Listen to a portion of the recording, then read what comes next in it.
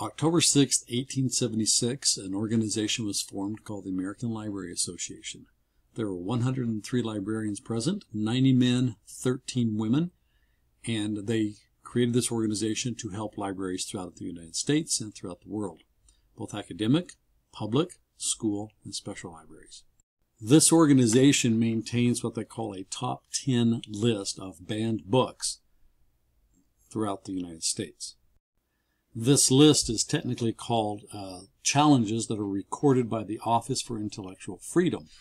In 2002, 2004, 2005, 2012, and 2013, the book that I have chosen was banned by multiple libraries and organizations throughout the United States. In 2012 and 13, it rated number 1 on both top 10 lists at that time. In 2013, the reason this book was banned was for offensive language, unsuited for the age group, and violence. It rated number 1 on both lists in 2012 and 2013 and beat out, of all books, 50 Shades of Grey. In 2012, there were 464 challenges to the intellectual freedom, and in 2013, 307 challenges to this book. In 2017, a movie was actually made of this book, and the irony is that I actually watched this movie recently with my grandchildren, a 7-year-old, a 4-year-old, and a 2-year-old, and all three were mesmerized by this particular movie. On its opening day for the movie, it only garnered $23.5 million. But needless to say, children still love the book and the movie. The first book, and this is a series of books, the first book states a Surgeon General's warning that says, some materials in this book may be considered offensive by people who don't wear underwear. You may now know what the book is. Although I haven't really told you much more about the series, the reason it has been banned multiple times is because of offensive language. There are no instances of nudity, though the partial nudity that is shown in it shows a man flying around in his underwear. There are mild amounts of violence, misbehavior, and a few blackmail threats. That could be construed as bullying. The author of these books, this series, started drawing back when he was 8 years old in 1974, and in his class, his second grade class, when he was drawing, his teacher, who he kindly does not tell us who it is to protect her, says that she was appalled by his drawing and his stories and grabbed them from him and tore them up and threw them away. It was this very teacher, though, that gave him, Dave Pilkey, the idea for his series of books. One day, he tells a story, Ms. Ribble, he calls her, that's not her real name, was talking to the class, and she happened to use the word underwear. Everyone in Dave's class immediately began to laugh. This irritated Dave's teacher, and she became very angry. She scolded the children, shouting, "Underwear is not funny." This only made the class laugh even harder. At that moment, Dave had an epiphany.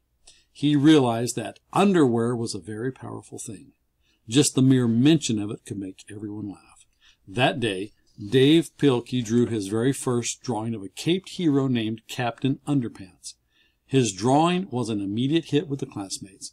Miss Ribble, however, was not amused. She immediately tore up Dave's drawing and sent him out to the hallway. In his own words, Dave Pilkey said he was no stranger to spending time in the hallway. In the second grade, he got banished to the hallway almost every day. Usually, he spent his time sneaking up and down the corridors, changing the letters on all the bulletin boards around so that they spelled out ridiculous things. It wasn't long before Ms. Ribble got wise to Dave's hallway shenanigans and moved a spare desk out there so he could stay put. This is the book that caused all the controversy and created a series that now has 15 books in the series. Dave Pilkey put this together. Dave would travel the country and speak to children in various libraries and schools and things like that about being an artist and being a writer. And he wrote, and drew many pictures about things. But in particular, whenever he would draw Captain Underpants on the board, the children would inevitably ask him, "Are you ever going to do a book about Captain Underpants?" And he would ask the question, do you think I should do that? And it was always a resounding yes. Can you please make Captain Underpants?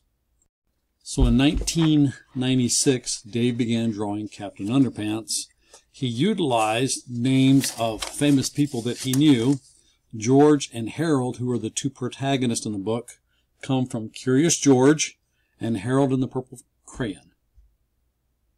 The last two names, Beard and Hutchins, for the two protagonists, George and Harold, comes from the Little Rascals gang. The last name, Mr. Krupp, was actually taken also from a short film, Shrimps for a Day, from the Little Rascals characters. His name for the school, the elementary school, is Jerome Horwitz Elementary School, was named after Curly, one of the Three Stooges. He usually takes about 6 months to write and 6 months to draw a book. He states in his own word, Dave Pilkey, in his own words, to set the record straight, I should point out that my books contain no sex, no profanity, no nudity, no drugs, and no graphic violence. So what's the big deal? Well, most of it boils down to the fact that not every book is right for every person. There are some adults out there who are not amused by the things that make most children laugh. And so they try to stomp these things out. We've all met people like that, haven't we? Recently, a young boy told me that his teacher had heard him giggling as he read Captain Underpants. The teacher confiscated the book. The young man found her reading the book and giggling. She handed it back to him. That was one of the reasons he was reading, was because of Captain Underpants. I apologize for the length of this video. You may not want to watch it, but it's still rather interesting to take into consideration that this book, Captain Underpants, is a controversial book. It beat out 50 Shades of Grey, so that might just pique your interest. And for that matter, all three of my grandchildren have seen it, and they love the movie. And I recommend it for the simple fact that it is kind of humorous, in a sense. The children love it because it's that type of humor that children like. But needless to say, there are 15 of these books. You could buy the whole series. This book alone has 121 pages in it, just the first one.